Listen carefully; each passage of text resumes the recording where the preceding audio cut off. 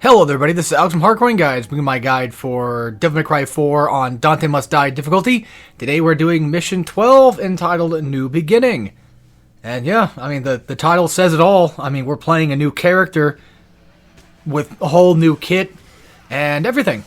And if DMC4 was your first game, and you're just now finally playing Dante, well, then again, I mean, at this point, you've already played him, you should know by now. Yeah, it's gonna be weird, I can tell you that.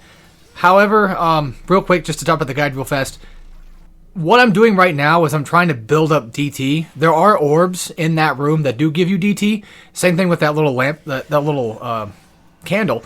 And then I don't use DT on these guys, but what I do instead is I just try to fight them off screen, which is just a classic Devil May Cry thing to do. If the enemies If the enemies are not on screen, they typically won't aggro nearly as much, and it does go to show, especially on this. But yeah, my current plan right now is to build up just full DT, because I'm going to be using it on the ice enemies, and then the combos that I have, I don't know every. I'm not the best Dante player. I'm just going to make that very, very clear. I'm doing very easy baby mode combos, if you will.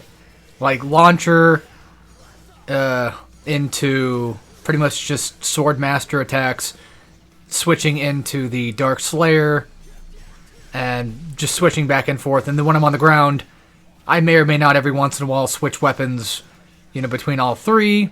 And each weapon is really good, by the way. Like DMC4 Dante is one of my favorite Dantes to play as, and that just goes without saying. I mean, this was the first time we actually got all four styles to be used all together, until, of course, the Switch version of DMC3, which, then allowed you to do that. By the way, this is the ending part of the game. If you die anywhere at all between now and the last fight, you got to start this entire section over. That was your checkpoint. Alright, so for these guys, I use Coyote, the shotgun, to pretty much just do damn near as much damage as I possibly can. And on top of that, to basically do a knockback thing. So when they jump in the air, I so wanted to say it. I wanted to say when they jump in the air and do a somersault. When they do that, I shoot them in the air, whether, it doesn't matter if you're on the ground or air.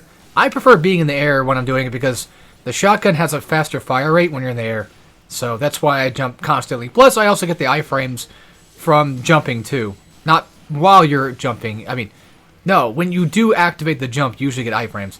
And I also have Trickster on because of trying to evade them at all costs.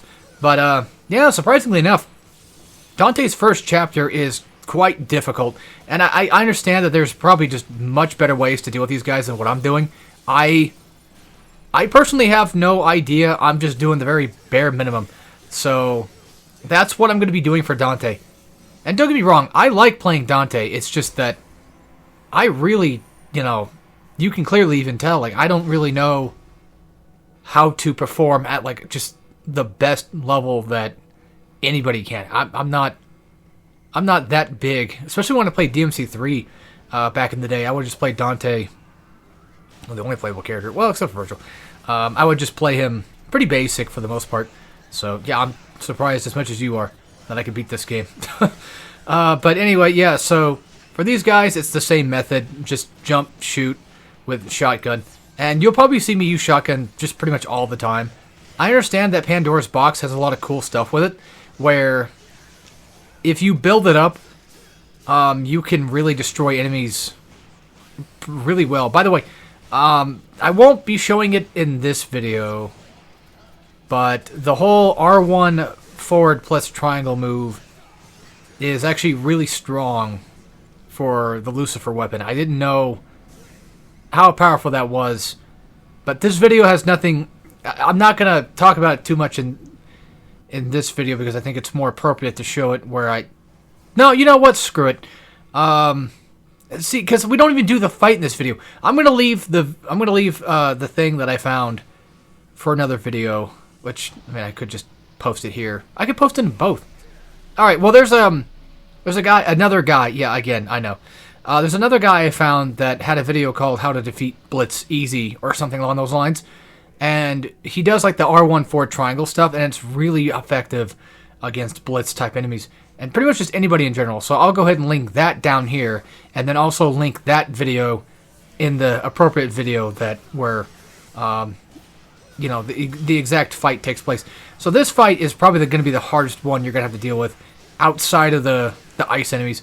So I'm just doing, again, the very bare minimum of what I know to do, and just trying to essentially just run away and keep these guys from grouping up, so that way I can just take them one at a time and not have to deal with every single one of them. And when they get to the point where there's too many of them, I'm just going to go into DT and Stinger, which, again, this is a very noob tactic. I'm well aware of that. I know about the, DT Blast and all that other stuff, but I've been so conditioned into doing just that one move, so it works for me. That's what matters, I guess. I was still able to win, even though, to be fair, if you're using the Stinger and DT, it will lower your DT faster. So that is something to be careful of. If you want to try to regenerate health, do not Stinger, because that would just eat up pretty much everything. And once again, yeah, this is just the very bare basics of what I'm going to be doing for my gameplay.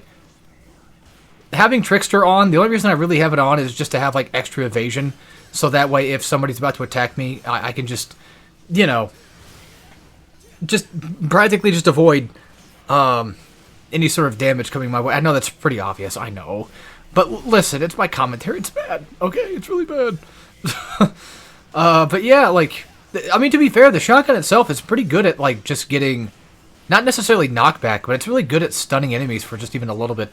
And that's something I like having. By the way, I think there's only one gold variant. Yes, so you're pretty much done at this point. And like I said, if you can't beat that fight, if you die there, you're going all the way back.